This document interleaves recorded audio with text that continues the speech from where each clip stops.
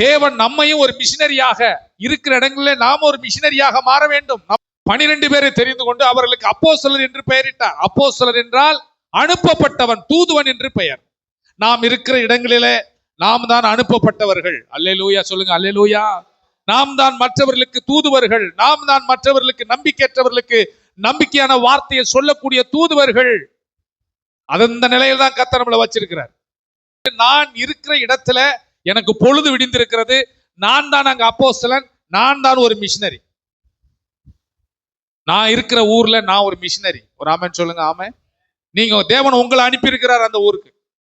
அறியாமல் இருக்கிற ஜனங்கள், நம்பிக்கையற்று இருக்கிற மக்களுக்கு இயேசு கிறிஸ்துவின் நம்பிக்கை சொல்லி ஒரு புது நம்பிக்கை பிறக்குவதற்காக, ஒரு புதிய மாற்றத்தை அவர்களுக்கு உண்டாக்குவதற்காக நான் வேலை செய்து கொண்டிருக்கிறேன். நீங்க எந்த இடத்துல தங்கி இருந்தாலும் மிஷன் மைண்ட் உங்களுக்குள்ள இருக்கணும். என்ன எதற்காக வச்சிருக்கிறார்? மிஷனரிகள் வந்து நிறைய மாற்றத்தை செய்தார்கள். நான் என்ன செய்ய முடியும்?